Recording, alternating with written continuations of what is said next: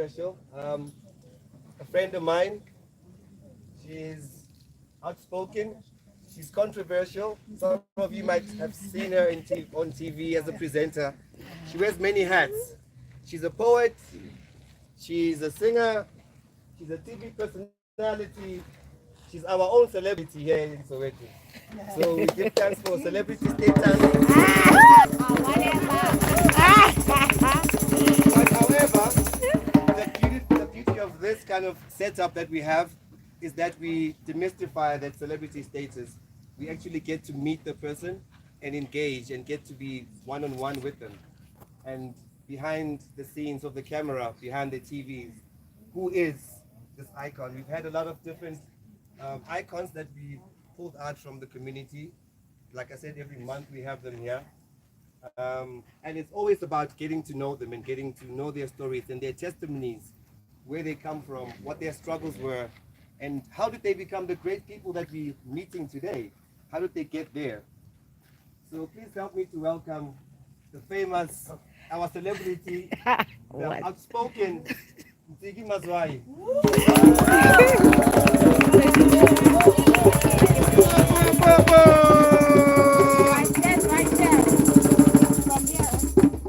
The space is yours.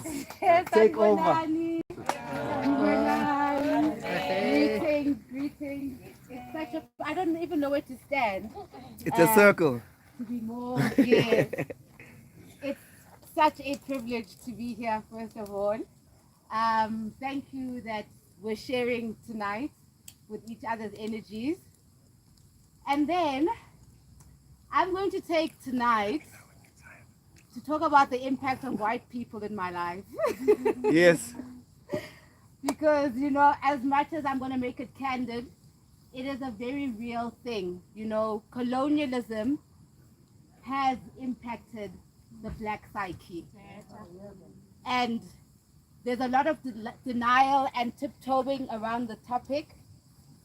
And there's a lot of hero worshipping of white schools and private school education and being the black family that can afford.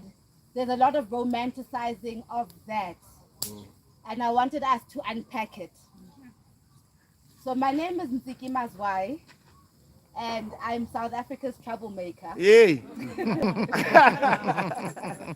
Proudly so, might I tell you. So I started going to white schools when I was 7 years old. So, you know, I'm coming from a I'm now 43. So my generation right now, their children are me. We were in the first wave of white schools. And because it's such a unique and such a position people are hungry for, we have often not spoken out about the trauma that came with being an other in a dominated space that does not allow for your blackness. So one thing that I've picked up with, especially white South Africans, they've got this thing where they think that their way is the only way and it's the standard way and everybody thinks like them and this is the common sense and this is the standing, right? But it's not like that. We are from different cultures completely. And the day that white people actually come to that realization, I think that as a nation we'll get further. So we get to these white schools and we have to undress our blackness. We have to speak softer. We are a loud people. We're very jovial. Black people have got a lot of character and a lot of personality. But we get into a space that says, no, that's not okay. Tone down. Tone down who you are. So from a young age, we get taught that if you fully express yourself, you're going to get into trouble because you're going to get into detention for speaking loudly. We get taught that we're not allowed to speak our languages in these schools. So from a young age, I mean, I see it now, even with my nieces. We're not allowed to take ownership of loving our languages and loving where we come from, because on some level it's not quite civilized enough. So we learn from a young age in these schools, you're not allowed to be black to survive in this world. You have to emulate whiteness. Then I remember, like, when I was in primary school, there was a thing where the black girls would play with the white girls' hair. It's embarrassing, guys. Yeah. Own up, girls, you remember. Right? So from a young age, I hope that's on me, it's terrible. Right? So even from Barbie. So we get taught Barbie and our dolls are white. So we don't have representation from now, even a foundational level. We go to these schools where we're not allowed to talk our languages, we're not allowed to be ourselves, and we must play with the white girls' hair. Because now the white girls, we also have to idolize them, sort of, because they're the white people, you know what I'm saying? And we are so fortunate to be around them, you know? So there's this crazy psychology that happens, especially, you know, at least I was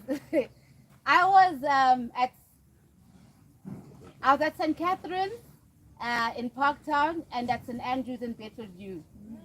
Yeah, you see, what a mess. See what they did to me, and see why I'm a rebel now. So, you know, they really put me in the whitewashing machine, and by the end I was like, no, man. So, you know, whatever soap they used didn't work. It didn't. Yeah. I went back to factory settings. So, you know, we get put into these spaces where we must be ashamed of who we are and just the essence of who we are. Okay, so the white people's here, I have to get to this white people's here because it's a big thing, and it has been a big identity issue for me for most of my career, because I needed the black girl to acknowledge and recognize that we've been brainwashed with this hair thing. And we've never been taught that our hair is amazing and our hair is so beautiful and our hair, oh wow. You know, we've got such incredible hair that it defies gravity. A powerful thing like that, but we don't own it. We're putting hair on top of hair. You know what I'm saying? And that's like a deep, deep, deep mental, it's a mental health issue, guys. To put on two types of hair on your head is a mental health issue because you're not owning it. And it's not about diversity, because if it was about diversity, you would be being diverse with your own natural hair. I've never had a weave, but I've never had the same hairstyle ever in my entire 43 years of life. So when you say that you're putting on weaves for diversity, you're lying.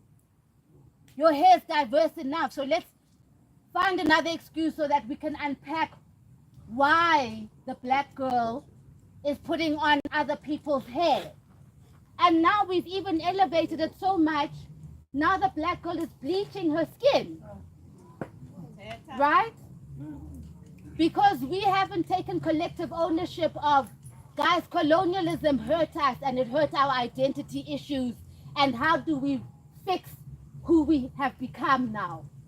Because we don't know who we are anymore. We are not African. We have become bastardized, and if we don't own that we are not African, then we're just going to be even worse, and we're going to be even more damaged than we are. Right now, we're looking at our children. Like, have you seen our role models? Are you guys realizing that the girls' role models right now are sex workers with weaves and funny eyelashes and long nails? Do you understand that the black girl is in trouble? And this is because you went and took the black girl and you said, listen, you need to look like Cinderella. Come, girl, you need to look like Snow White to survive in this world. And now the black girl is broken, and will do anything just to fit into this ideal of what she has to look like. And now we're having this Instagram live and what's happening, right? Our brothers aren't even at home because our family units, colonialism, remember, broke our families, remember?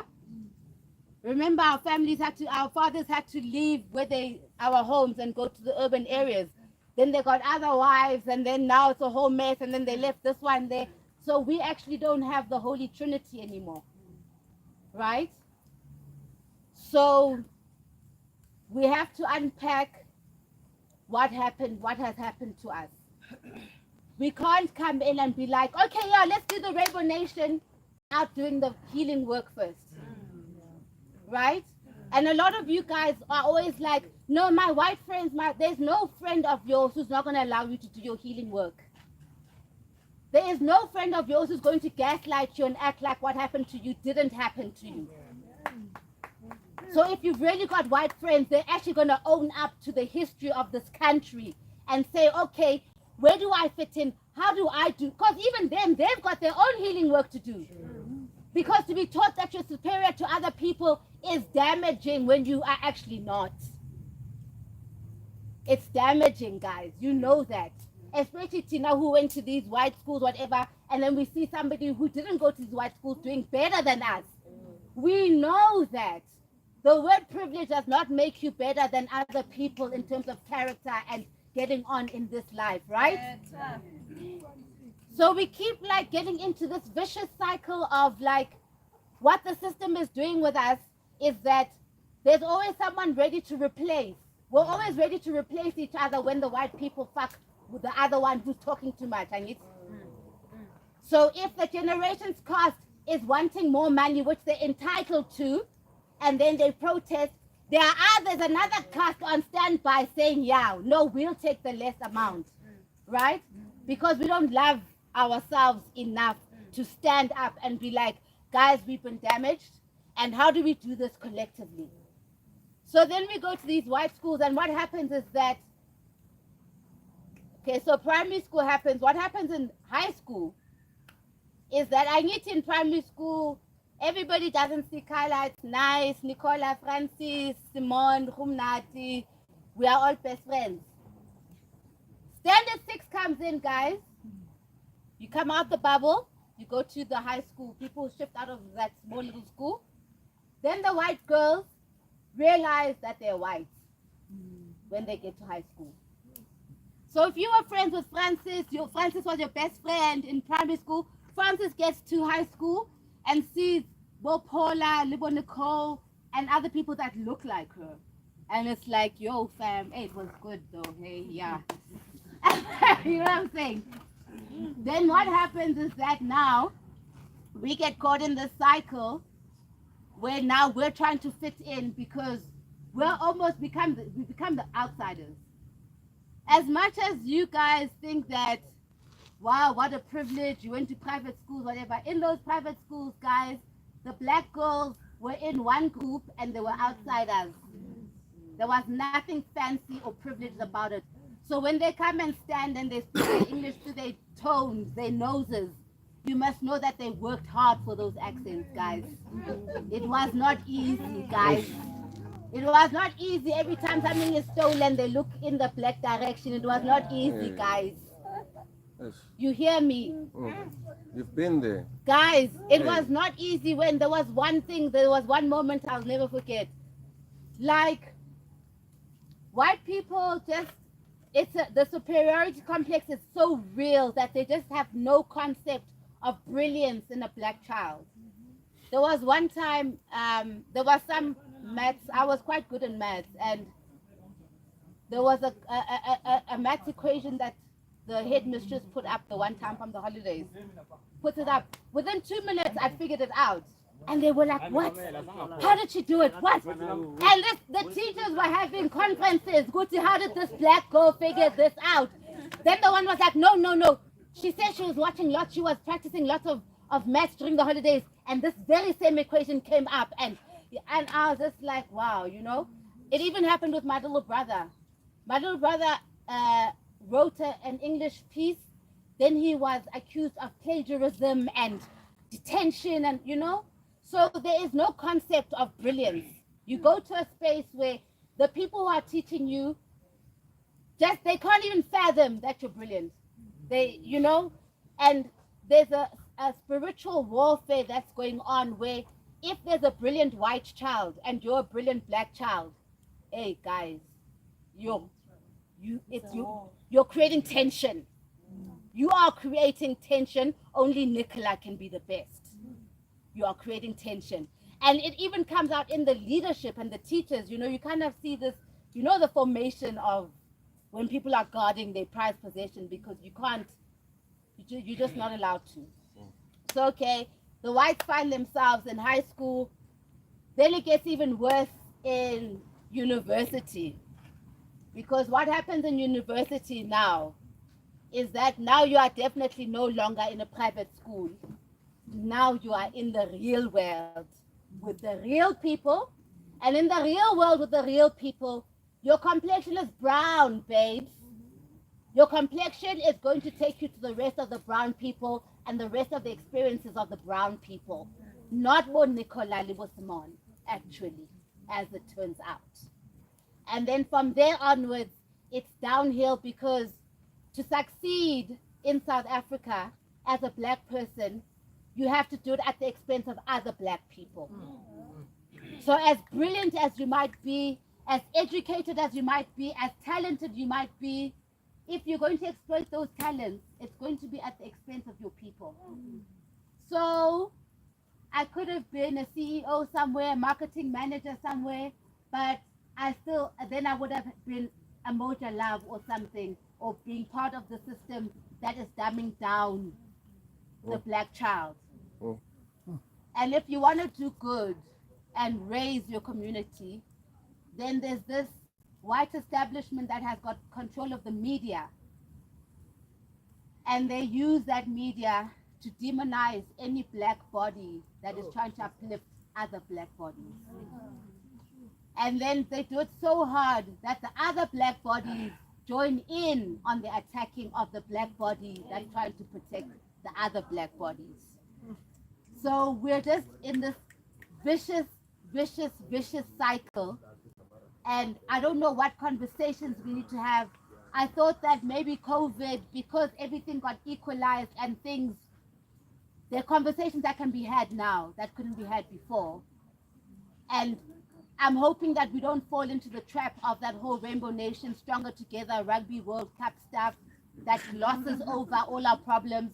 And then we're back at where we're just creating this black child who has to give up their own blackness to survive in this world. I hope that's enough.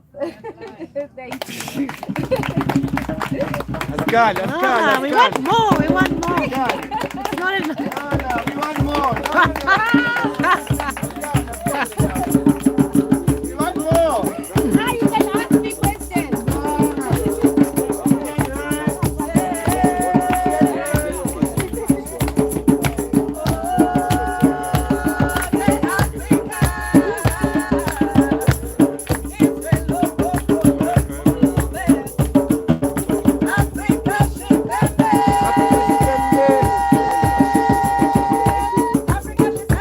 Africa Shibembe, Africa Shibembe, Africa Shibembe, Africa Shibembe, Africa Shibembe.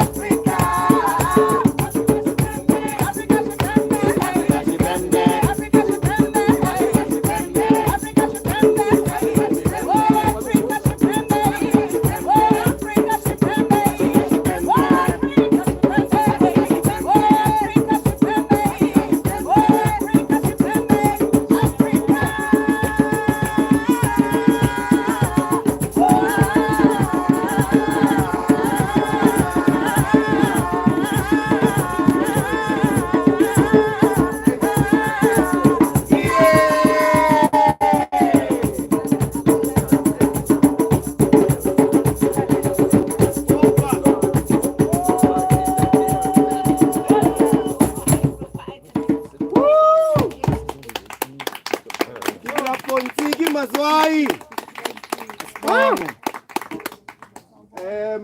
Can I please have an engagement from the crowd? I would like anyone who has been listening to have their hands up so they can give them a chance to either ask a question or add to the statement. What Nsiki has gone through, spoken about, resonates with me and I'm sure with a lot of you. It's reality that we've all gone through. So feel free. This is the part where we now engage, and it's not a lecture. It's an interaction between Nsiki Mazwai, the celeb, and us, the ordinary. Oh my God! So please, the troublemaker, yeah, Thank you. very outspoken. I prefer that title. So please, guys, let's engage with Nsiki. I've got the first hand there. Any other hands? Any other hands? Okay, while you're thinking, I'm going to start with my brother there. Ratos, shoot.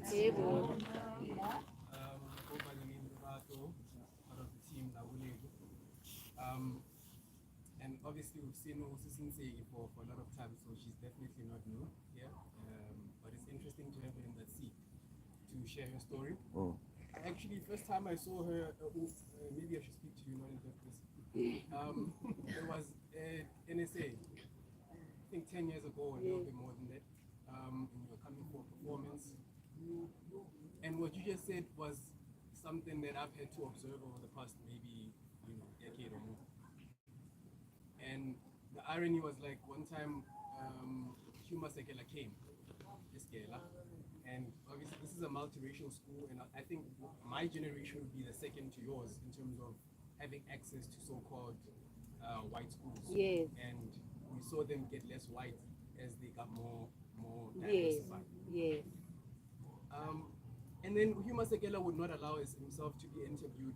We had a press team in the school that I was a part of, and he would not allow himself to be interviewed by anyone with a weave.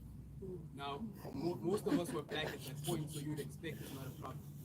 And we had Africa Day on that year, and the theme was to not have any weaves. And it was a bad Africa Day.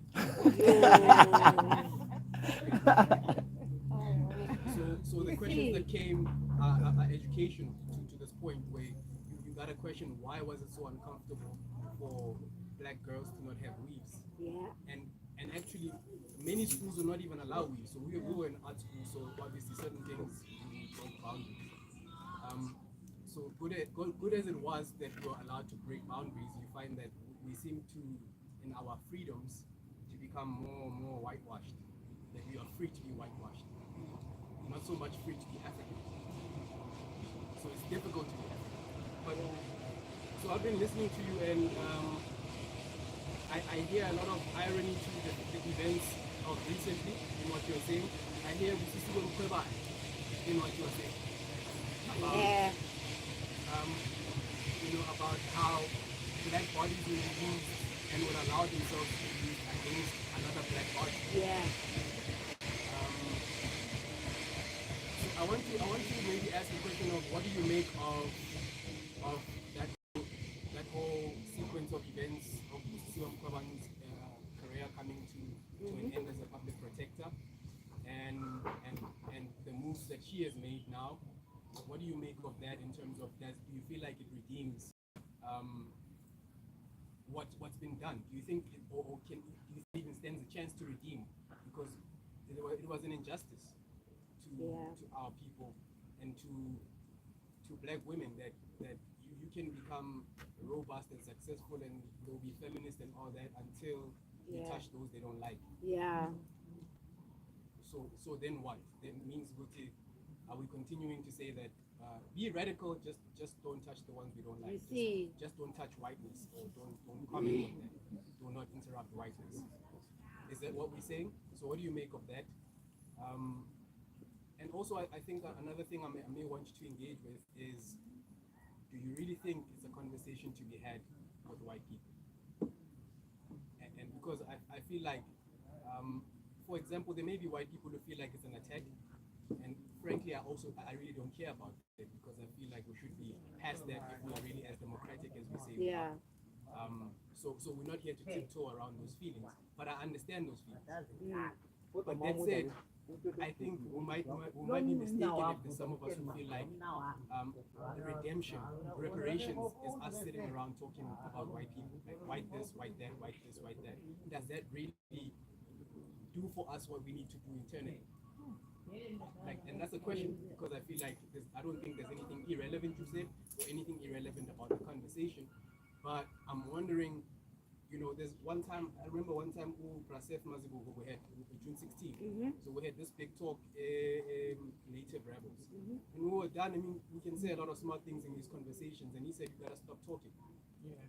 And also, we highlighted that we are here talking about black people, almost like we're talking down on ourselves. So I'm asking, what position are we in psychologically? Are we here talking down on ourselves, or are we here, yes, mentioning white this and also mentioning our blackness and putting all these things on the table from a position of somebody who's empowered to actually use that to their best? I'm not sure if that point is going across. I hope so. Yeah.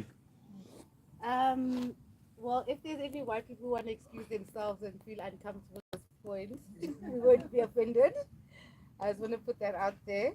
And then, so with Mambusiwe Mkhwebane, right? I think that we have to be careful of our media because our media is very biased and very one-sided and belongs to the system and will give us the information from the system's point of view. And the system are the few white families that control the economy of South Africa, right? So basically, we're at the mercy of what Rupert allows us to talk about and how Rupert sees it and how Rupert sees Mkhwebane. So when they were saying she's incompetent and stuff, I actually took the time to like go and research and read for myself and come to my own conclusions. I sat through that whole commission, and as you rightfully say, that was crap and that was bullshit and that was an abuse of a black woman. And she's fully competent. It's just that she touched the untouchables, as you say. I think that it's exciting that she'll still be in a space, in a public space, right? But my fear is that in the South Africa that I know, the men like to use women, right? In politics, and then they throw them under the bus when they're done with them. And I'm just praying that that's not what's going to happen to her. And then the conversation, I definitely, it is a black conversation. You're completely right. I agree with you because we have to dress ourselves first and come to terms with our own trauma first, you know, before we can go out into our friends and show them who we are, you know. So I completely agree with you that it's long overdue that we sit down with our trauma and amongst ourselves we're like, okay guys, how do we deal with this? But the problem with that is that in South Africa, like I said when I was speaking, is that we've got such a supremacist white that they want to be there and directing how our healing process must go, and no, you can't say this, and you know. So it's very important that we do step on the side by ourselves and sort of MOYA, and you know. So, and what was the last point? I think that was the last point. Nah. All right, anybody else? There's your hand there. So yeah, Famu. I'm trying not to ask any questions, but I knew I would, knowing that Tigi was going to be here. And so I'm not going to ask anything about the weave situation because I think I share the same sentiments as you, and I find it very interesting how people who wear weaves fight for those weaves, like we fight. Yeah. So we all know that conversation, but touching on what Ulrata was saying in terms of the conversation we should be having, what should we be talking about? Because we get distracted. Like right now, we're all loving each other because South Africa's winning. We're all this Rainbow Nation. And for me, I find it difficult to integrate in this because even in that, Rainbow Nation, there are things that are very real. Right now, Yeah. I don't own a house. I am renting and I'm 41. Yeah. And those things are real to me Yeah. because then you come out into this world trying to compete on a level, Yeah. on a field that's supposed to be level, but it's not. It's not. If I go to a bank, I'm discriminated at a Yeah. bank, and these are things that are known, but are things that we don't talk about. Yeah. So, yeah, and I don't even know where to start with my question because it was mainly about what conversations should we be having, but also when you're saying that bayazifaka labantu kuma conversation wethu, so when you want to talk as a black person to express yourself, now you have to be aware of not offending other, and sometimes when you have these conversations you are going to offend people because I'm thinking if I was on that other side I'd feel offended. Yeah. But this is our reality and these are things that we need to think about and talk about, and I always fight with this friend of mine about inclusivity. I mean, we were at a camp in Brits with young people, and it was interesting to see how they relate to each other because they're still in that space that you're talking about where, you know, we The go bubble. to these multiracial schools, we are from these families, so we can do the things that Yeah. other children do until things hit them. Yeah. For example, when they need to participate, like a friend of mine, she had to get a loan because her child at the school that she decided to put her in, they're going to France. They went to France and she doesn't have that money to be sending her kids to France, but because she doesn't want her kids to feel like, You see. now I have to stay home where my, you know, You fellows see. are going. So it's like, how do we have these authentic conversations and be real about it? Yeah. Because I don't think we can move on to this rainbow nation that we really want to live, because we are not we are the rainbow nation by name and Yeah. skin tones, but we are not united as people think we should be On the or we human are. level. So yeah, so what should we be talking about really? And even, I mean, Where should we be talking? yeah. Not what, but where should the spaces where we should be discussing such. You know, for me, it was long overdue for like compulsory cultural workshops that the whole country goes to like once a month or once every week, where you are going to have to learn about each other. It's ridiculous that white people can't speak one African language. It's ridiculous, you know? So there was a process that's supposed to happen where we actually get to meet each other with the other races on an equal platform to be like, this is who I am. And I'm not going to change for you. This is who I am. And now please can you get used to my hair's like this. I talk loudly. We do this at home. Senza masiko Tina. Oh, what do you do? Oh, we do this, you know? So this thing where we've had to hide ourselves, that's the thing that's got to stop. We need to have a thing where we're like, no, actually, this is who I am. I think also as a nation we don't know who we are.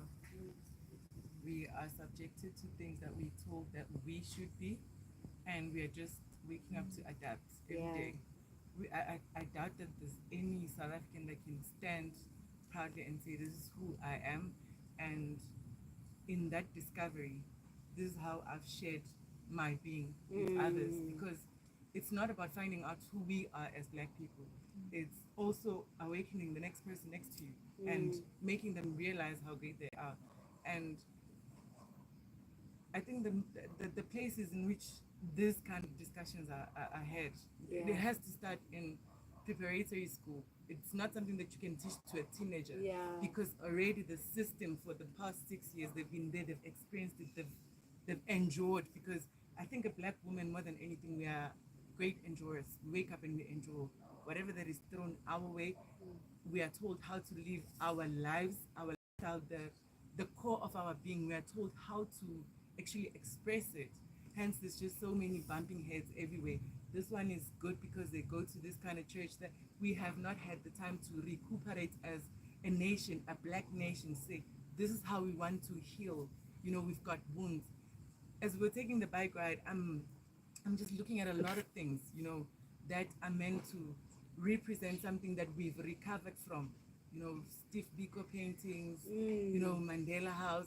You just go there. And I was taking a picture there thinking to myself, was it worth it? Wherever he is, like, was it worth the fight? The flag that is right behind you, is that what we really represent? Because there's no really black community in South Africa that is stable, that understands who we are and how and why we should do certain things, and how we should just allow others to be, because there's just no peace within. And if you don't have peace within, not together, there's no way you're gonna give the next person anything. You're gonna give them what you subjected to from at home. You brought up by an angry black woman who had to be, you know, subjected to the fact that the husband went away, left her with kids. Now he's coming back sick and old. You know, there's nothing to work from. Even the kids, you've lied all your life, telling them, no, daddy's coming, you know, make ends meet somewhere, sell some stuff somewhere, bring money home. No, your daddy sent money. We are, how do I put this? This is so emotional to see just black people going through it all over and all over again. This is a cycle that is not ending because we are not healing, and we're just holding ourselves back, because the healing process happens when you understand. It is a process of understanding who I am, what made me, and where you are right now is where you don't want to take with what you've been or what you've experienced. I don't know if I make sense. So it's just, healing is not going to happen until we have that realization. We are diversified, we are fine. As black people on our own, we are just broad. There's just so many of us. And the pains we carry are pains that are not belonging to us. We are heavy. And if you look around you right now today, everyone's just in a hurry to just do it and just get it over and done with. And if you do it fast, you're going nowhere very fast. But if you take it slowly and understand that this is an evolution, you know, I'm gonna heal. And if I'm healing, the next person, whatever they say, whatever they do, I do not dare to just react. I have to be calculated, because your enemy, when you look at it and it's, you know, functioned and put in a certain way, that I will react. We are reactive black people. We are very reactive. We are so quick to jump and say, this is racism. But have you really, you know, taken a breath and say, where am I? How do I do this? Where do I go about this? And as history states that this is, how do we change the being now? You know, how do we change the now, right here? You know, I was talking to a friend of mine who's a minister. He was actually stating that every time we go to the road and protest, the next day we are not there. They record it in Parliament as resolved, meaning an issue was taken care of. We went to the streets, we had a riot, whatever that we were doing. But then 10 days later, we are not there. We should be fighting to get our bills and everything changed to real equality, because the equality starts on paper before you and I can act it. It has to be a law. It has to be put out there, and whoever is against it should be punished. And we should seek justice, not for 1 day, not for 3 days, not for 10 days, but we should be there overseeing the whole process. That is how healing is going to go, because anyone who does that to any black person, therefore you have stepped to a group of people that will be together and stand for what they believe in. But then it is South Africa anyway. We might be living in load shedding any moment from now. Can be quiet. Yeah. I'm going to be a bit off tangent. I also have commentary. I want to talk about Ntsiki Mazwai, the celeb. I love it. Ntsiki is a very good friend of mine. I've known you from I was a teenager, from the hip hop days. Became Rasta, you were there. Dancehall, bassline, you've always been there. I've watched your growth and I've been very proud of you. I'm still very proud of you. You had a phase where you blew up, and one of the songs that comes to my mind is Sana Urongo.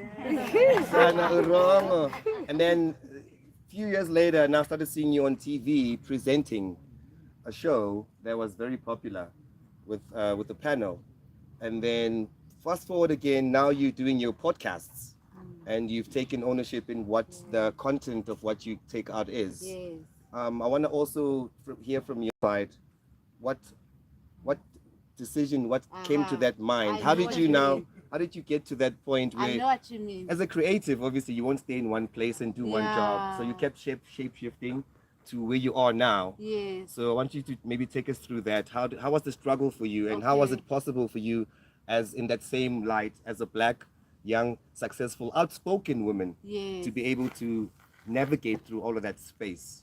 Okay, so hey, the career space has been obviously quite challenging because what happened with me is that I burst onto the scene, and because I hadn't opened my mouth yet, the system was like, oh, okay, great, here's another black we can make money with. Yeah, let's go, we're ready for this, you know? Then I was like, wait a minute, what is this? But it's not like this. So we're like, what? So I say this, I don't know how to put it, but if you notice, then when social media came on, I started being very critical of the entertainment and artist space, if you remember. Because what I noticed was that it was actually curated, and I realized that it's just made up. I've realized that white people give resources to one person and put them on a pedestal. Then they're like, whoa, everybody, look at Mang Mang, everyone, woo. Then all the media, because the media is controlled by one central, then it's just like standards. Everyone gets the same press release, and then the media will be like, oh, here's our star. Okay, now it's Zosie, guys. Zosie's our superstar. Now it's Lira, guys. Lira's our superstar. Now it's Trevor Noah, guys. Trevor Noah, right? So there's a system that's actually in place. Now it's Black Coffee. You know, I can like. So they will give resources to one person, and that is because they make money off that person. So I was an independent artist, and I realized that I was irritating the system because the music companies and the media want to have their favorites because that's how they generate their income. So when you come in as an independent and you want to make all your money yourself, by yourself, what? You know? So it's like, then they'll sabotage this person who's coming in as independent. Over the years, we've seen that, we saw them do that to DJ Spoo. I don't want to be too spicy, but if you saw what happened with DJ Spoo with the Mofire, then if you go back to your memory, you'll go back to Black Coffee and Red Bull, then you'll see what the system did with the one and the other one. So that's what the system will do. They'll be like, oh, okay, oh, Ntiki's a soul sister. Oh, people respond to the soul sister vibe. Oh, there's money there. Hey, but Ntiki talks too much. Let's make another Ntiki, another soul sister, but and then we put that one on magazine covers and all the shows and all the faces, because everything's connected, obviously, right?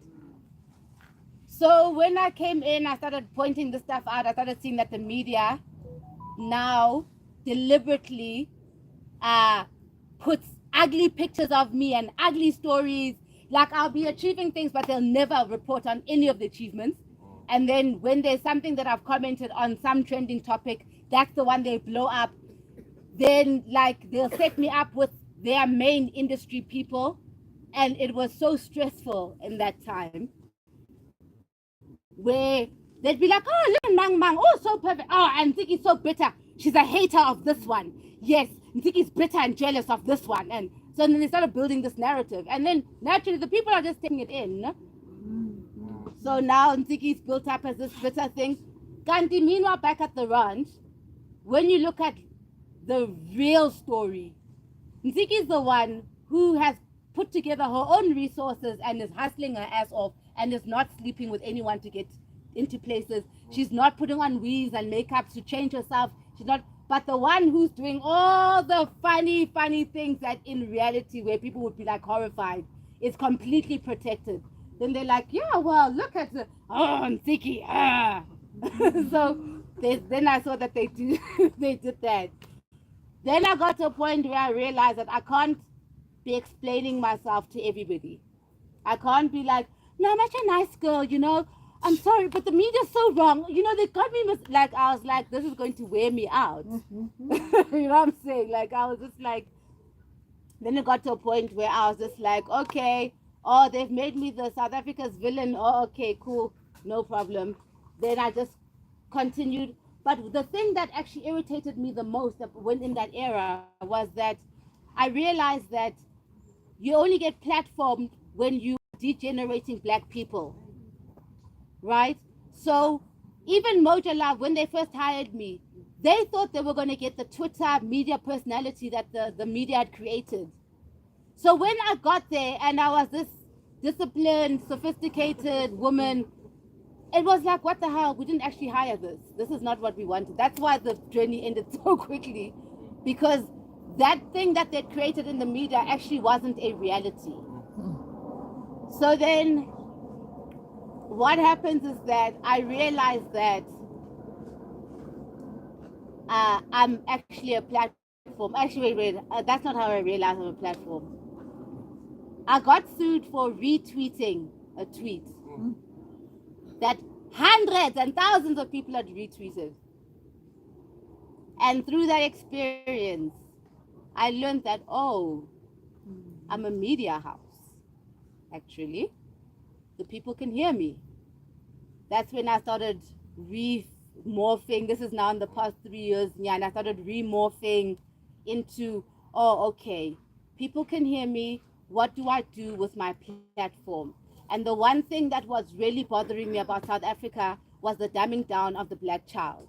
And then I was like, okay, now I want to create a platform that is going to redress our issues as Africans and teach us who we are.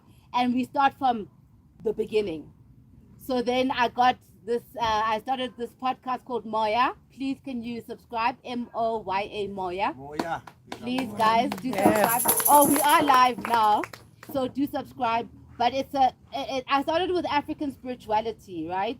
Because it's always been demonized. And that is where our source is. And that's what they took away first. And that is where a people's power is. So now, as this private school white kid, white educated kid, it was important that I go back to the absolute root of it, the one that's demonized the most. Because what we do as black people is that the more you speak better English, the more you get put on a pedestal and removed from your blackness. I get. So the revolution is actually about, after the brainwash, you go back to the source and you're like, actually, thanks guys, but this is actually who I am. So I started with African spirituality. There's amazing episodes there, guys. Please go check it out. I've got a lot of the African teachers that you guys all know and love. They're on there. And now I've moved into a political series where, because obviously spirituality and our politics are related, you know, we're living this thing. So now I feel that if we are more involved as the South African community in the conversation of what's actually happening in our lives, then we can actually start growing and creating communities that are actually, you know, when I look at like the Chinese kids and what they're up to, and then I look at our children with the Savannah challenges, you know what I'm saying? So I'm trying to create an institution where black people can come and suck off the breast of being African, and I'm getting African teachers and African healers to teach Africans how to be African again. You know? Big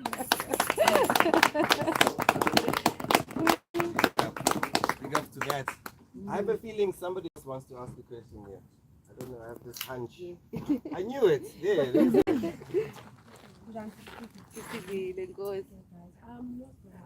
I'm not going to ask a question, by the way. I'm just going to say something that touched me specifically about I'm an artist actually. Yeah. When it comes to discrimination, it's not going to end, guys. And the way we're gonna corner, because now as artists, we face discrimination most of the time, especially when you're doing African music. It's not easy for us. You could find that in many events we get invited, we get booked to go and play there, but if a lady comes in wearing a Gucci or fancy clothes, they're gonna treat her better than us. Because we're carrying a majembe, marimbas, and most of the time they'll say, these are the ones who like making noise. Hey, they'll be busy shouting, making noise around here. And then most of the time the treatment that we get, it's not okay, guys. But because this is our source of income, this is how we make money for our families. Art is not just we're not doing it for Play. because we love it. We're making money out of this, guys, and we're living out of our livelihood. We believe that it's a blessing that we got from our ancestors and from God, so that we can provide for our children. As the word of God always says all the time, with your talents, I will take you to places, I will take you to different places so that you can sit down and become queens and kings. You understand? So yeah, Usisintiki, I've known her, I think it's been 7 years now, and she's one person who always makes sure she takes care of a local artist, because we've been in one of her shows before. She would invite us to come. She was doing jam sessions, I think it was 2018, 2017, and we're involved, and we are trying to socialize with local musicians. So sometimes I feel like most of the time we're not treated fairly, but because of we want to make money, we want to keep going, we tolerate it, guys, and it's not fair. I know we tolerate it, even though we see this is not fair on us as an artist, but we keep on tolerating bullshit most of the time. Other people are treated special. Meanwhile, when I come on stage, people can go crazy. People can be like, we want more, we want more. But the other person who was on stage and then actually don't, then she gets paid better than us. They understand. Because Tina, maybe we don't, we can't afford to look fancy, we can't afford to look great. I'm a profile way to the, we don't come from equal or easy better. You understand? It's difficult for us, but then I don't know which is my solve because we can't keep on complaining, but there's no solution at the end of the day. You understand? Wow. Yes, please go ahead. Can I go? All right. The lady on my left mentioned before which conversations must we have? Okay. And then the lady also on my right mentioned where we should have all the conversations. Yeah. And then now I'm saying for how long should we have those conversations? Okay. You know, and when two kids are we free? What is freedom? No. What is the definition of freedom? We understand what freedom is, or it's just the flag behind the tiki there. When basketball workers are winning, then we run around with it.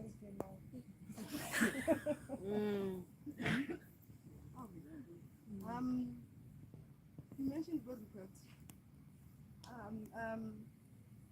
I was having a conversation with my colleagues at work. I work for an NGO, and the conversation that we're having, when I sit in a corner and I look at what's happening in the NGO sector, is that the white people, they are actually dismantling us. Yeah. They are actually crippling us so that we cannot stand up and do things ourselves. Yeah. All they do is they inject money, the UN, I can see Yeah. they inject money into organizations. And the question is, will we ever have these NGOs for the suburbs? Where they run around the place running for feeding schemes. Yeah. Okay? Where I work, we have this program about the teenage pregnancies. Teen moms, where kids, they are still at school, they're pregnant, it's money that is injected to a black child. It's okay for you to be pregnant. It's okay. We just pay money. My numbers, I can report. Is there a white school? Is there a white school where you would see a pregnant child going to school wearing a uniform? What? So how long are we going to have these conversations? How many of us are sitting in circles and discussing such? When are we going to stand up and say enough is enough? We know for our system. We know for everything that we're saying and doing is controlled by the system. Look at our education system. Yeah? What is 35%? You go to St. Mark's, St. Michael's, their pass rate is it's 100%. Normal. Yeah? But do doesn't be like, no, 30%, 35% is fine. What can you do with 35%? Hence, we've got this high unemployment rate. And then if you look at it, 90%, 99.99% is us. Yeah? Who would want to hire someone who got a level 2 maths? Yes, sir. Yeah? Life orientation. Yeah? Don't be like that, my I wouldn't hire. I know it's not funny, but it's not. What, yeah, Even if I had a company, I wouldn't hire. no, exactly. So our schooling system is in a space, especially our principals and our head. I'm also in the education sector, hence I'm going to mention the education. Our education system and our principals are forced to remove kids from the schools because they want to maintain 100% pass. Our children are thrown out of the schools because, no, when you are not, you are slow. You're going to damage, you're going to dent our reputation, our 100%. Hence, you find most of the kids are roaming around the street because of what you call it, they're not allowed anymore because they say when you're a certain age, you're not allowed in school, and then I was already finished schools. When I was in school, we had finishing schools. Did you ask yourself when they say high school, it was 100%? What is that 100%? 99%, 99.99%, that 100% it consists of certificates. Yeah. And what are those certificates? Level 1s and 2s. So how long are we going to sit and have this conversation? I follow you, Ntiki. I subscribe. I check Dr. Kenny, when you talk to Dr. Kenny, I'm there. Everyone that you speak to, I'm actually listening. But then what I'm saying, for how long? Yeah. We cannot keep on saying white person this, white people that. We are woke now. We are aware of what's happening now. We are. We do know better. You are ignorant. We know better.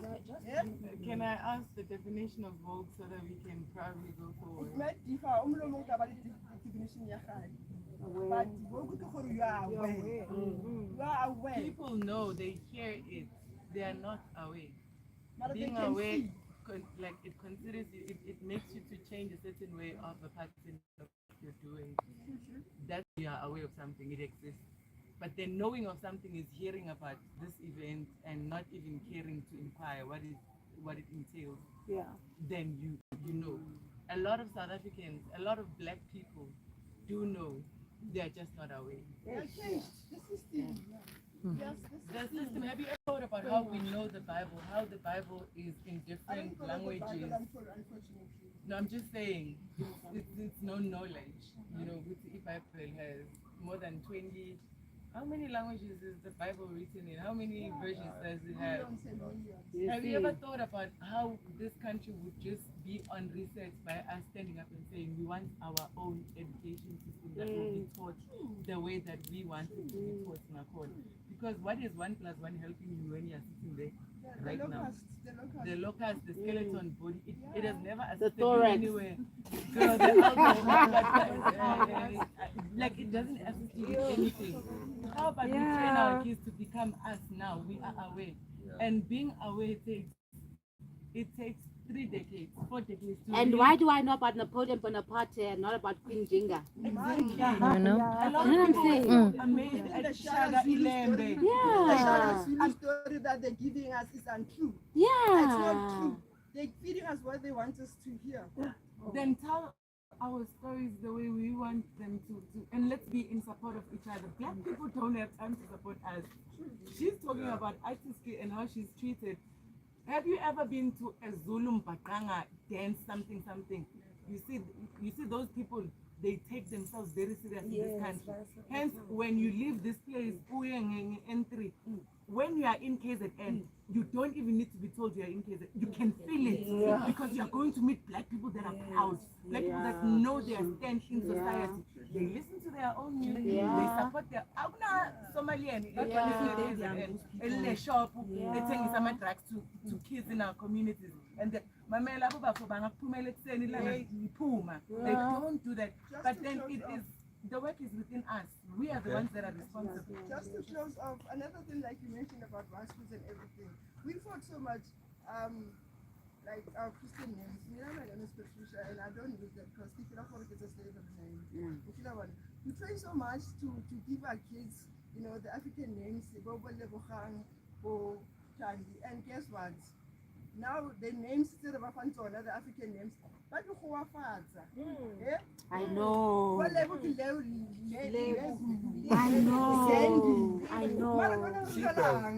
I know, guys.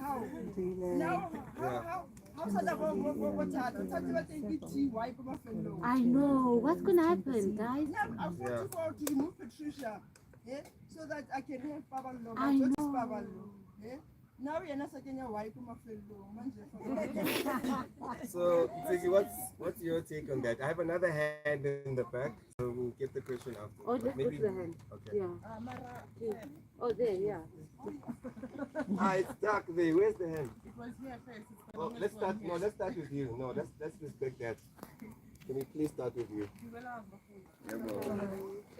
So my question, how everybody is mentioning the system, everybody is mentioning how we need to be talking, we've been talking through songs, ballet, walk,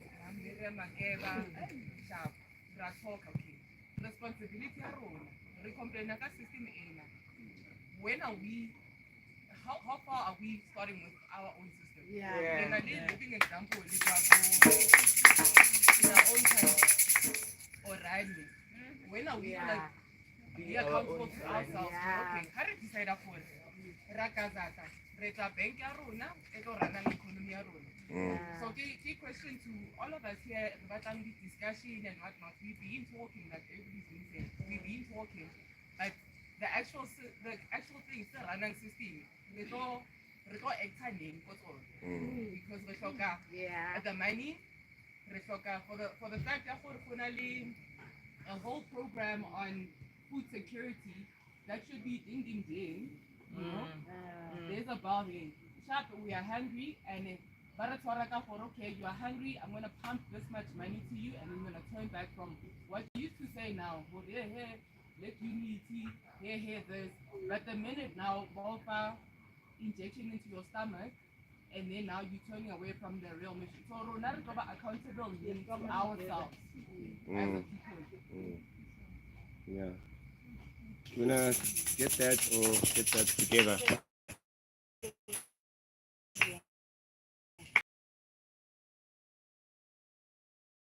As children of the oppressed and exploited by the people who built this country,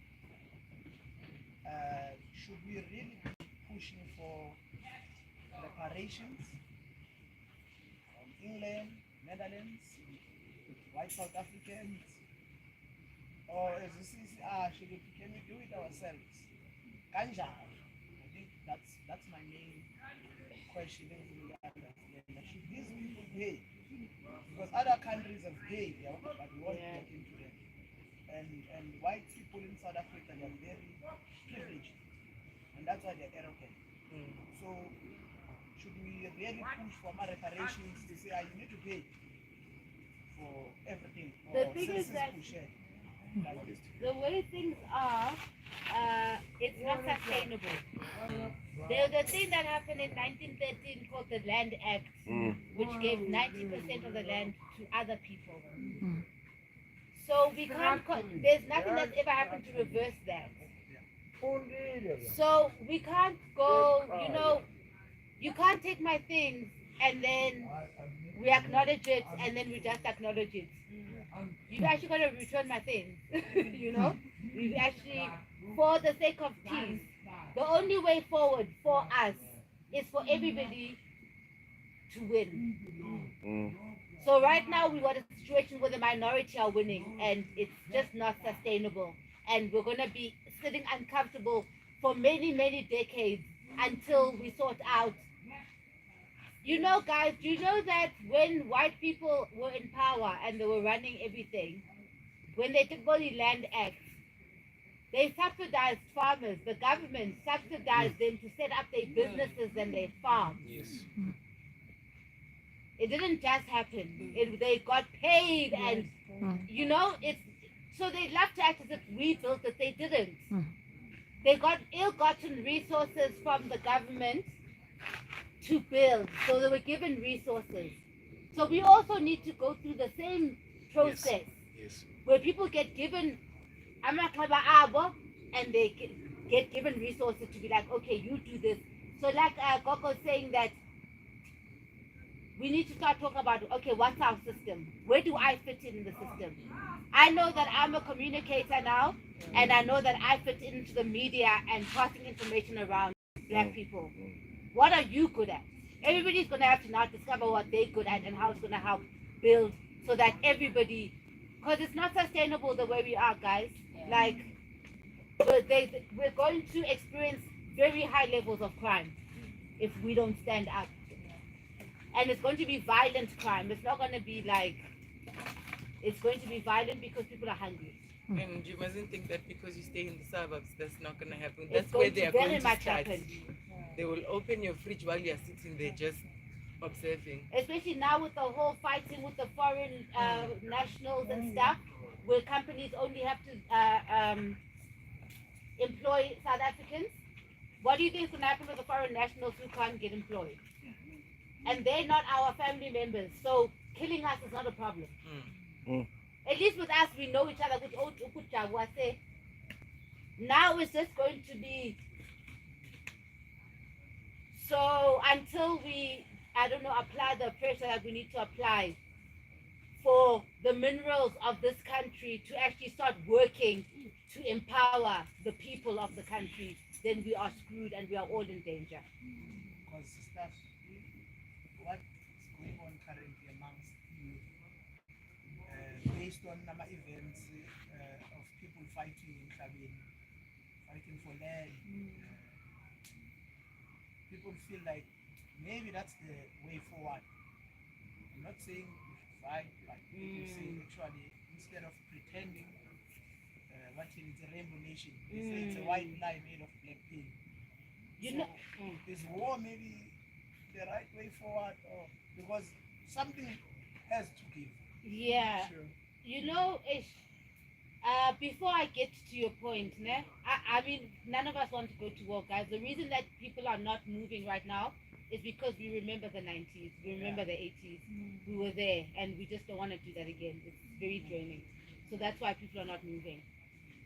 So another thing I wanted to remember when I said we need a cultural lesson, where I was in the beginning of my talk, I said how white people have not fathomed the fact that black people have got their own culture and their own people. Now I've lost my, oh yes. So when it comes to land, if you remember the history books, guys, when we were young, they used to teach us that the black people were hunter-gatherers. Remember that whole section in grade Mang Mang? Right? Which means the black people were moving around the continent. That's what a hunter-gatherer means, I mean. So it's surprising when they say that there was nobody here when they arrived. But at the same time, they say they were hunter-gatherers. Do you understand? So now my point is that black people do not have a concept of owning God's things. We don't own the ocean. We don't own mountains. We don't own land. It's not our thing. It was a gift from the Creator, and we are lucky. But white people, because of that sickness of superiority thing, they want to be able to own, this tree is mine. This what's mine. No, here's the boundary. So the clash is on a fundamental level where from just the basis of who we are, we don't own land in our psyche. Land is something that we all share. It's a communal space. But white people want to own. So there's a conversation that's going to have to happen between all of us because it's ridiculous. You can't be owning the rivers and the mountains and inhibiting access for other people. Which is what happened now at Nzaloyelanga, where black people cannot not have access to their own rituals and their spiritual practices because a white person has said, no, no, this is my boundary. According to who? So, I don't know. We don't want war, but we definitely need to sort our things out. Otherwise, there will be war. Can I remind you something, Auntie Helen? I'm not sure if it was Oliver Tambo or it was Nelson Mandela. He actually said that if the ANC government does what the apartheid government you should do what you did to the apartheid government. It's simple. Our silence means everything is okay. See, I bought 600 rand electricity. It's 167 kilowatts. 600 rand electricity. It's 167 kilowatts. What? Electricity. Trust me, we've had this conversation. It's not giving. Oh my God, guys. It's not giving. There are women that wake up in the morning in black society, go to work, living their 24, 25, 27, 28-year-olds in bed. They're still working for us, our mothers, in this life and era. The problem is not with the supremacy. The problem is with us. We are very quiet. We are very lenient. The inferiority. Exactly. That it is well. There's a man that tried to fix this, but instead of, all of what he was doing in terms of, economic transformation, mainstream media made it easy to attack him. Where is the same media that had 6 people, protesting against Zuma to say Zuma must go? Zuma must go. Where are they today? We need those grannies today. We need those grannies, but they're not there because they can afford 600 kilowatts of electricity, which we can never afford. Like, everything is fine. So the silence in this country right now, it means everything is okay. Everything is sailing fine. And a liter of petrol is 26 rand. Just for South African. Yeah. But it's the exchange of powers. I think BRICS has a lot of, a lot of things are just happening. But do we know, are we in the right place with ourselves? Because an evolution is taking place and we are just not aware. Well, it's education. I'm sorry, everything everybody has said here tonight actually all goes back to the fact that we have an educational problem in this country, an education Information problem. cultural African education, whether it be mainstream, whatever it is that we need to be, we're not doing it, and we've had 30 odd years and we're still not doing it right. So that's actually what the problem is. Yeah. And we have people like me who are always trying to move people up and they're just shut down. They are the worst to ever exist. No, they're saying Sigi talks too much. I have just a rounding up. Just get much close now. It's funny because it feels like we're also answering ourselves, but we don't like the answer that we give it to ourselves. Yeah. What we are saying is that we need a government. A real one. We need to We need to govern, right? We need leadership. But I think we are caught between wanting leaders we like, who will say the things we like, and at the same time pretending that we are so radical that we can take a radical voice. And I feel like South Africa is caught up between them. Yeah. And to be honest, as a person who's been amongst well-integrated black people who interact with all races, and so we know everyone's voice and everyone's opinion very well, and we are so well with it, we gel well with it. It seems that those are the people who have a difficulty in really stomaching the very things that they say they want. Because we say something must give, but what's going to happen next year when about 20-something, only 25% of the youth has registered to vote? So, and then those people are going to come and want to burn the street, and I have to have a discussion with them about whether we are ready for war. And I feel like you're not ready. And they're not you're not ready to voice out. How would you be ready for war? I would rather be in a war with people who have voiced out and have gone through levels that make me know that if we're in the jungle, you wouldn't switch on me. Yeah. Because another reckless thing is like Inkat, these places around here are surrounded by places where Inkatha had a strong hold. Yeah. And literally guns were just given out to black people to kill each other. Yeah. And that was the easiest task to do. Yeah. But are we going to do the same thing now and say, are you ready for war? I give you a gun. Is that really the direction? I don't think that's the way to go, because you might shoot me. So anyway, that's another point. But I think we used to be internationalist in a way that we could reference the failures and successes of other nations. Right now, the hunger and poverty seems to be making, at least in my opinion, it's the hunger and the poverty that seems to be making us have stomach politics. And so we look so much internally and get so absorbed in Soweto's problem. If you live in Soweto, if you're in Alex, it's an Alex problem. If you're in the Western Cape, if you're in Gauteng, which I think all those analyses have their perfect context. But can't we look at the Palestinians and say, if you were in Palestine, would you just pack your bags and go to Egypt because it's safer to go to Egypt, or are you gonna die in Palestine? I would die in Palestine. They've actually got no choice. They are dying now. They've been allowed out. You know, and to be honest, I would even like for us, before we close, to have a moment of silence for the people who are dying in Palestine, because 1948, when apartheid Israel was established, the Nazi regime of apartheid was starting in South Africa. So we are certainly not in a vacuum, and we are not isolated from what's going on in the world. At the same time, there's black people who feel like the Arabs are some of the most racist people to black people. So they want to detach themselves from that, which I understand, and I'll never argue against those sentiments, because, of course, the Arabs are the first ones to enslave black people, and in certain parts, they are still enslaving black people. The conditions, the working conditions of black people in places like Dubai and others are not something exemplary, and it's nothing we can even measure and say it's even better than white supremacy. Any kind of supremacy towards black people has been detrimental and fatal. But people are dying, and you know, I can't sit and watch that. I've taken a stand to say I'm gonna boycott Israel.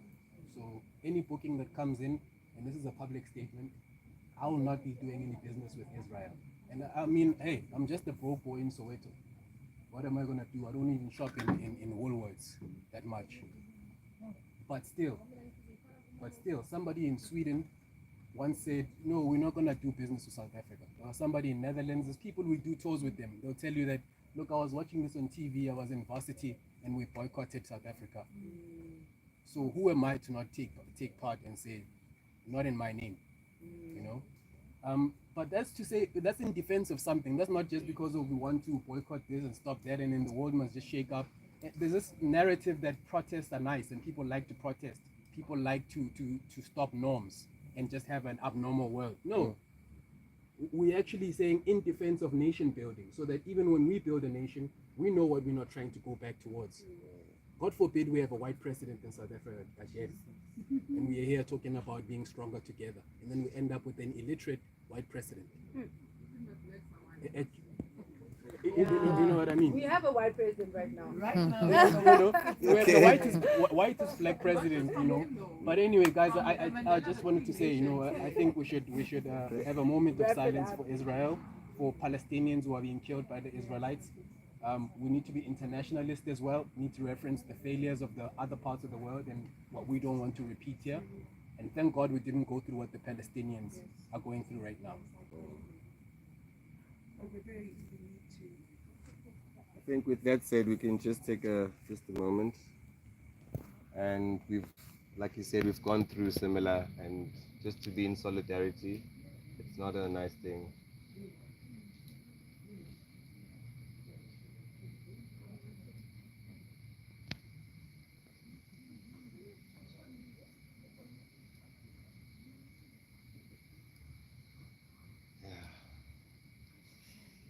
Okay. I'm going to take the last question. I'm going to take two more, and then we're closing. So I'll start with you, sister. There.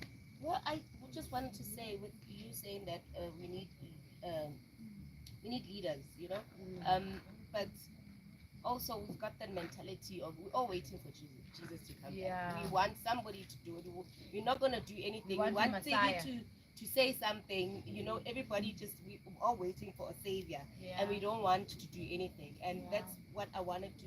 My point was that how then do we take this conversation and bring it down to me every day?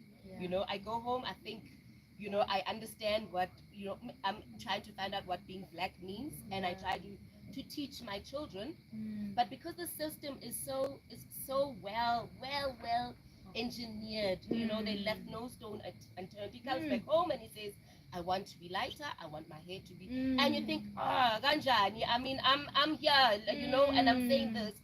So I love what you said, that you realize that you are the media, you know, and you've got that platform. But how then do I then support that, you know, because you are there and all around is everything else, you know, the whiteness all around, and there's just one place who's just saying, hey, I'm here, and there's me who's trying to make a difference to at home and in the midst of everything. So how do I then take, how do we take this conversation that we have, because I think it's high level, and how do we then implement it into our everyday lives, that we start actually seeing change before we wait for the big things, you know, to happen, because the big things are not going to happen if we're not going to go back home and change things in the smallest way, you know. And not thinking now we have to just tackle this big elephant, but there's things that we need to be doing every day in our interactions to make sure that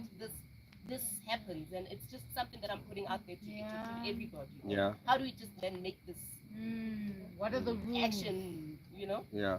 I think we owe ourselves to be the best versions of who we want to be, of who we are, so that we are a role model that will inspire our children, so that we don't wonder why they do things out of, you know, the life that we have created.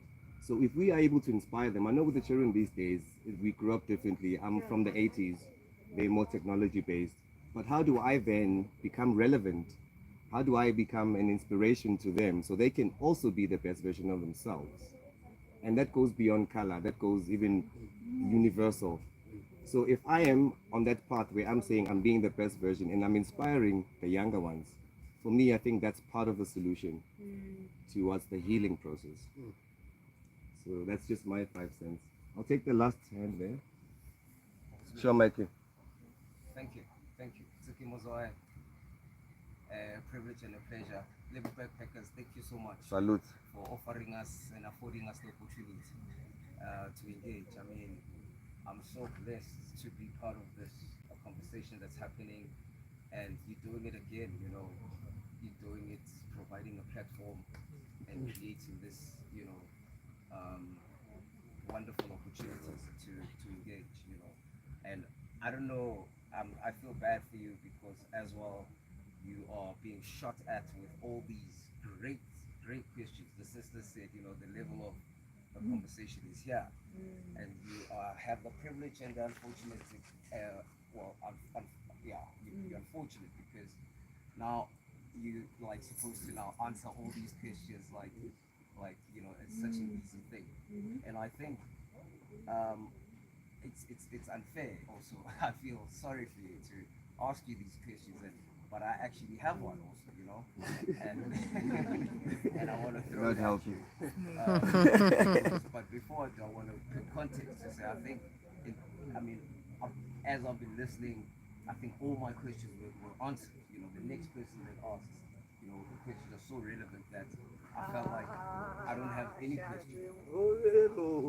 But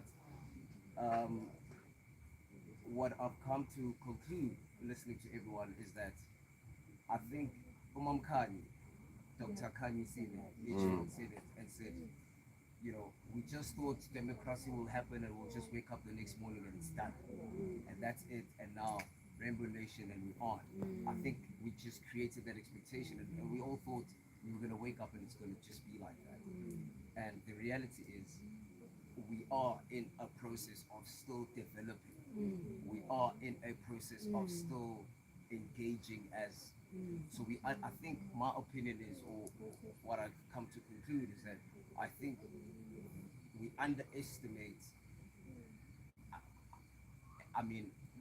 everything in the sense that, you know, we're not going to wake up and it's just democracy. Now we've realized all these relevant things, you building the school, the deliberate intention of apartheid and its impact, and the deliberate intent of the economy and keeping it away.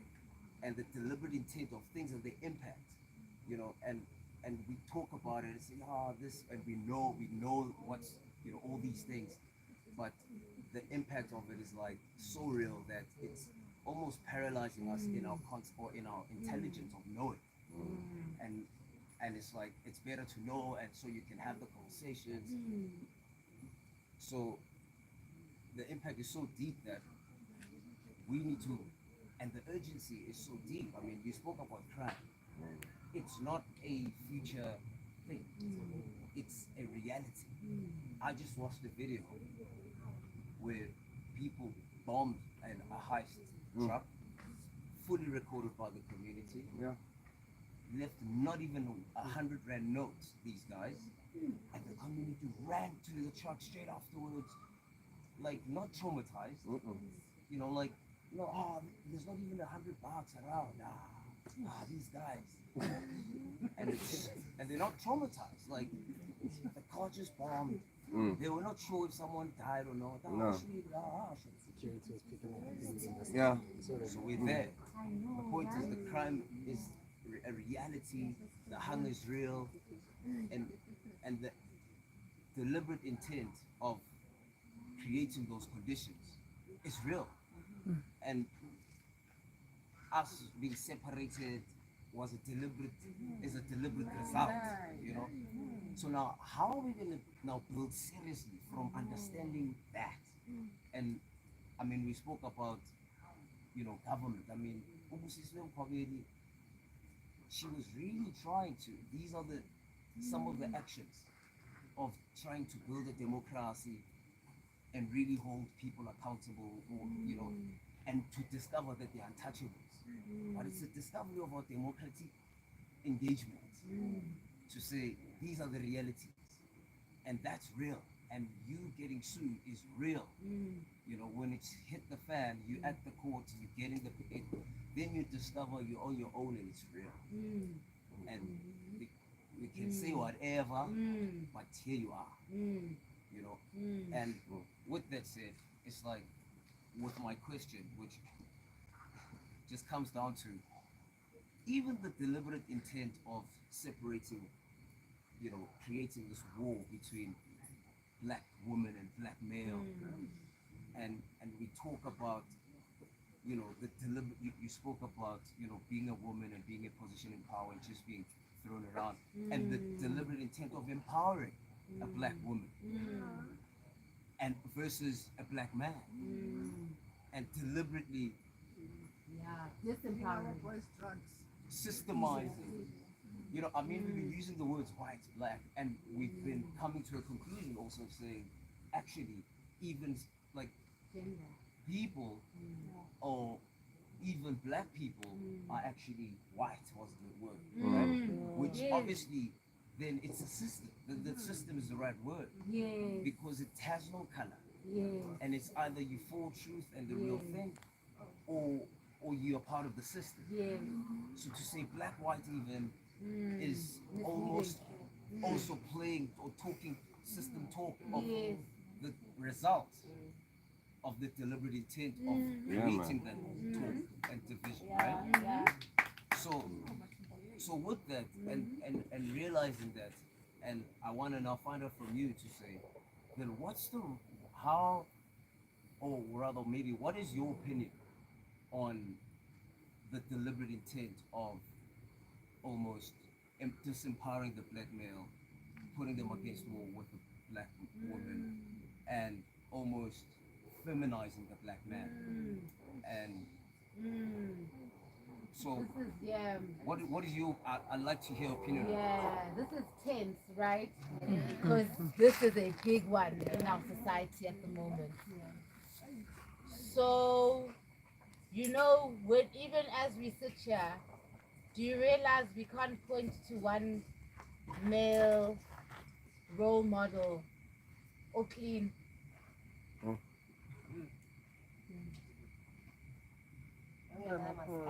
Ongenama scandal or just, and so it's so deep, you know. What is coming across is that clearly the black male is a threat to the system. That's what comes across, right? And yes, there is definitely, we have to ask ourselves, as much as we are empowering women, and you know I'm definitely for women's empowerment, né? But we have to ask ourselves, who is empowering the women? And why? Right?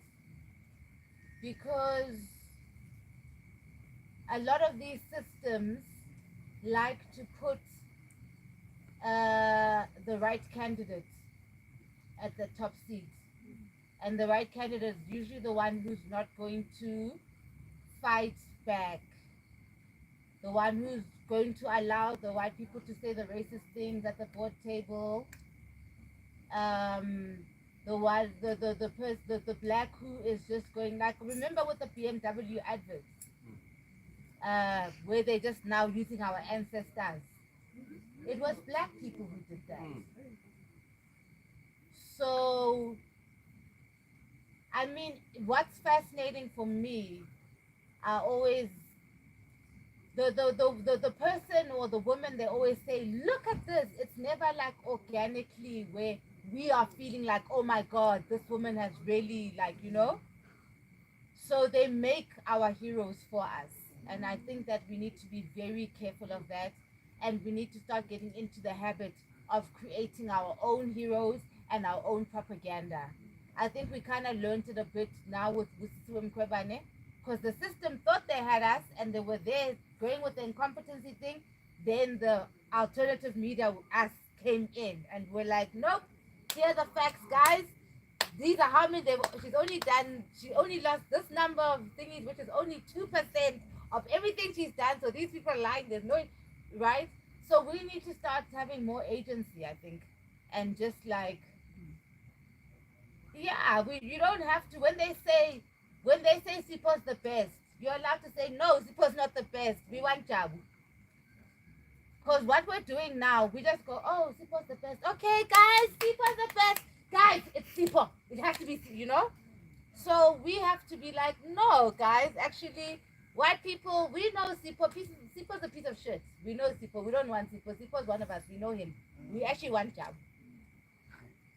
So we need to normalize owning our voices. You know, that's one thing that scares me about black people, is that there's this childish mob mentality that we do, where if we all decide we hate this one, or we all decide we love this one, or, you know, it's just like, oh my God, what do you think on your own, without your friends? Because you're grown up now. You can decide. You can stand alone. You know what I'm saying? So I think it's about that. Yeah. Guys, Wow. let's not bore each other. Give it up. Give it up for Mtiki. Guys, Mtiki has some beauty products, some skin products. We have a night market culture every time we do storytelling. So on your way out, you will see our local creative and traders. She has a store there. We have Kwalo Park. We have some leather works as well, some jewelry. It's so black please soap, support. black soap, shea butter, and chebe for the hair.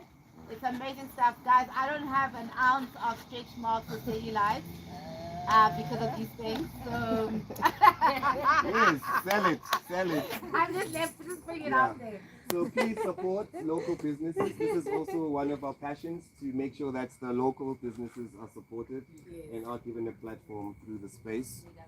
We've come to the closing, where we're going to present our guests and honor with the token of appreciation.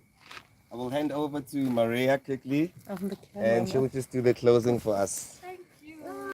I get to be honored to, you know, With a celebrity. we had, You know? with a celebrity. Hey.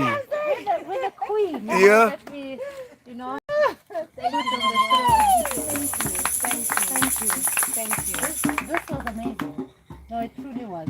I think it was just, you know, it was refreshing, it was educational, it was provoking, but you were very, very settled. You know? I was thinking, it's coming. This fire is going to be very small when Tiki's here. This is going to be another fire. I've matured. No, thank you. And no, and we are taking this conversation with us. You know, we Yeah. have to. We don't Yeah. have a choice, and all of us. Yeah. Yeah. Thank you. So yeah, so you know, the fire is there. The fire is always with you. That's why you get our symbolic gift of our candle, the Thank Soweto you. Storytelling candle. Oh, thank you. Keep the fire burning. Thank you. Yes. It smells good. It smells good. And yes, for- yes, yes. Oh, And thank you. for the queen's head, Thank you. There's Thank a crown you. there. Thank Yes. you. and one, two. Thank you. Thank you. So we're crowning you as the Bravo. Lebo Backpackers Queen today. Bravo. Yay. Thank There you you, go. guys. Thanks for coming out. Yeah, thank you, thank you. Thank you so much, guys. Askale! Well, yeah, on behalf of Team Levels, you know, and thank you, Tsembo, also for curating this evening. Yeah, thank you once again. Last Thursday of the month, you know, you'll find us here, you'll find us around the fire. Tsiki, please join us again I will. as the audience, bringing in some Yes. heated, you know, debate and Yes. questions, and you know. Yes. Yeah, so we'll see you next month, and don't even wait for next month. There's a lot of stuff happening in this space. So yeah, Nice. thank you for being part of the family always. Whoop whoop! Soweto! Whoa! Yeah, yeah!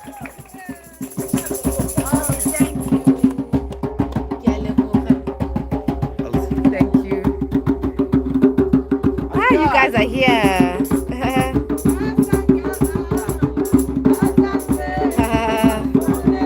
Thanks, guys, for joining in. I didn't get you guys because it's probably Uh-huh.